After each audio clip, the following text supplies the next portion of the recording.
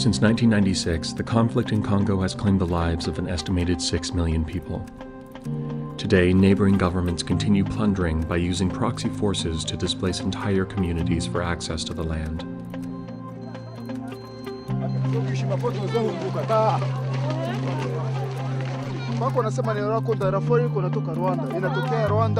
All began in the mid-90s as she, alongside her family and community, fled what they had come to know as their home to a destination unknown. Days turned into months as they traversed a region that has been embroiled in civil unrest for over 2 decades.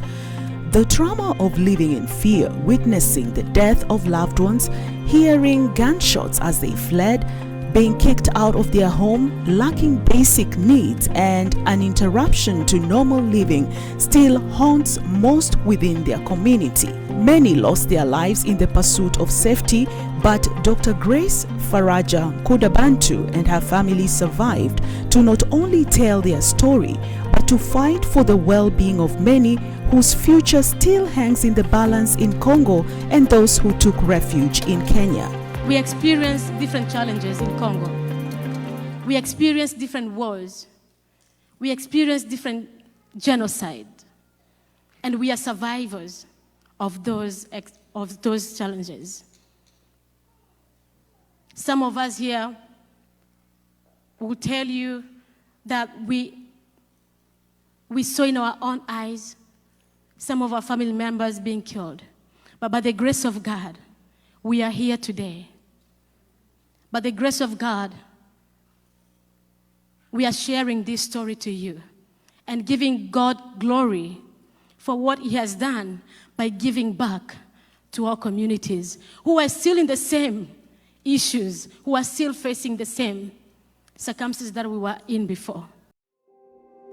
For Dr. Faraja, a fierce proponent of education and who now lives in the USA, her opportunities opened through education made possible by strangers. Visiting missionaries contributed towards her education after hearing her story, allowing her to achieve the much she has to date. I am who I am today because someone planted a seed in me at Desta University and gave me a sponsorship. From that day, the sponsorship made an impact in me that I say with my own word during my graduation ceremony that I will do the same to someone. I will do the same to the girls in Africa. So African Gospel Foundation, it was birthed because of what God did to me. Because someone from this country who came to Africa, whom I never met before, and He did that to me. And that's what we are doing also tonight. Upon moving to the US, Dr. Faraja started sponsoring her first girl, knowing all too well how lack of finances can hinder a child's quest to get education. In developed countries, elementary and high school is free, but in Africa, parents have to pay school fees to ensure a child's ability to attend school. A report by UNESCO shows school fees are a major barrier to widespread, effective education in Africa.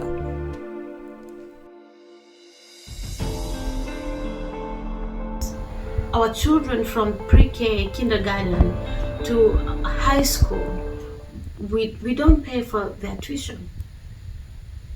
And even colleges, we have access to federal loans or FAFSA, but in Africa, from kindergarten or pre-K, a parent is responsible to pay for the tuition of their children.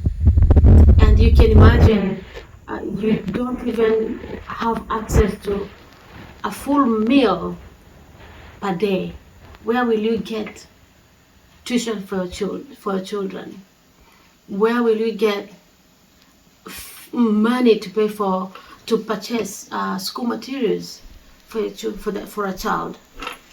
It is absolutely important to remember that although some of us we can access now these opportunities of having education in an easy way, let's remember that there are those who cannot even afford a meal, and they would love for their children to go to school.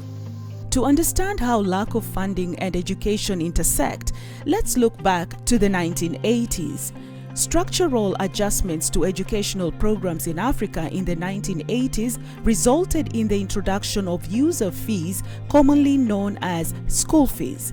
Instead of schools getting funding for educational activities through taxes, as is common in developed countries, changes were made to require parents to fund their children's education out of pocket, putting an additional financial strain on poor families. With this in play, educating the girl child became a matter of less preference in some cultures, as the boy child gets more preference when it comes to deciding who gets to go to school, further dimming the chances for girls. Research shows Sub-Saharan Africa as the region with the lowest enrollment and graduation rates for girls worldwide.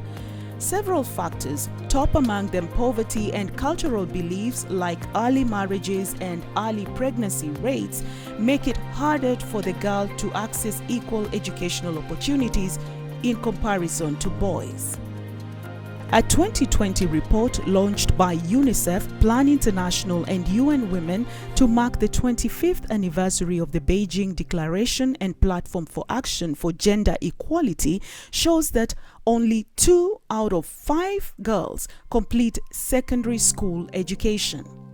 In Sub-Saharan Africa, the number of girls out of secondary school has increased to 7 million due to rapid population growth in the region. Globally, girls still make up the majority of illiterate youth, and 1 in 4 girls aged 15 to 19 is neither employed nor in training, compared to 1 in 10 boys of the same age. The report shows Sub-Saharan Africa remains the region with the highest number of adolescent births, standing at 103 girls per every 1,000 girls. Those statistics, plus many other reports, fuel the passion behind Dr. Faraja and AGHF's mission to enroll and retain as many girls as possible in school. And so AGHF continues to raise awareness of the financial needs.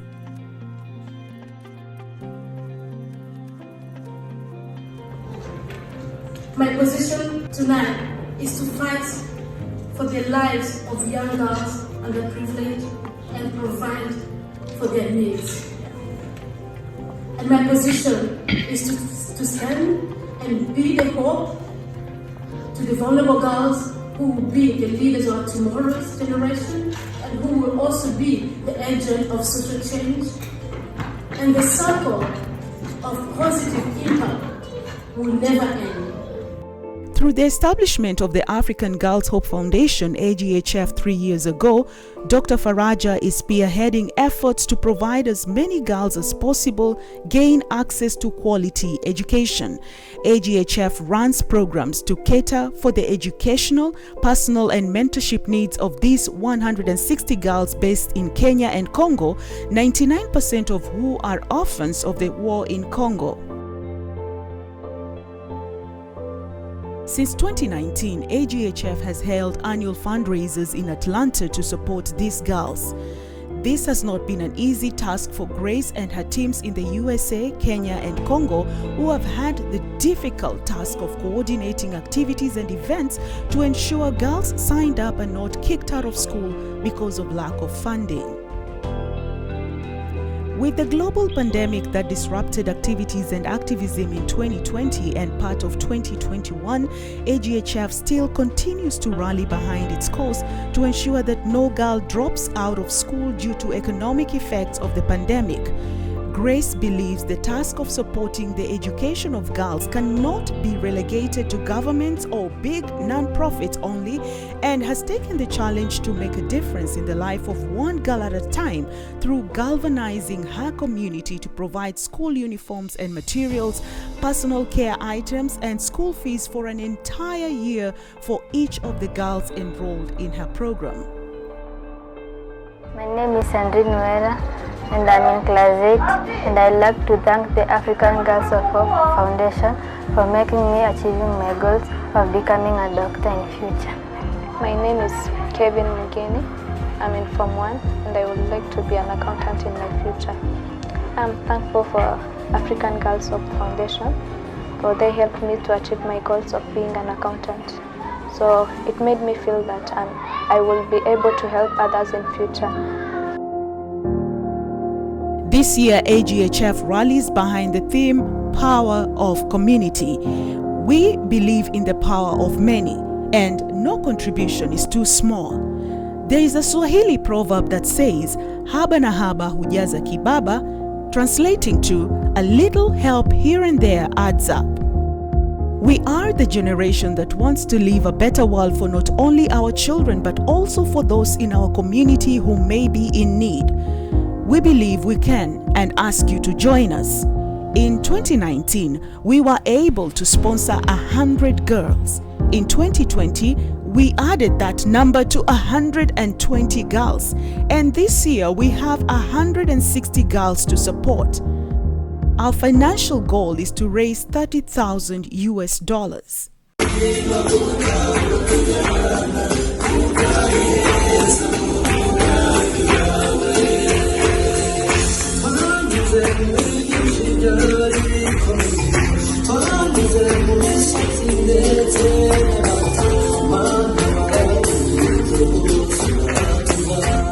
Join us December 4th from 4:30 p.m. to 9 p.m. for our annual gala dinner at the Kenyan American Community Church in Marietta, Georgia, as we stand with Dr. Faraja, AGHF, and the girls needing sponsorship.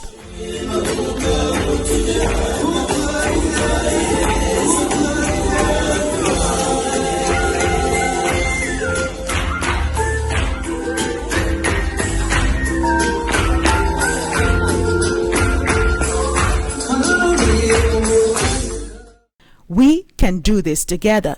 We can do our part to end gender imbalance in education and sponsor these girls. Come experience our culture, music, great food and company as we raise funds to support our girls. We can do this.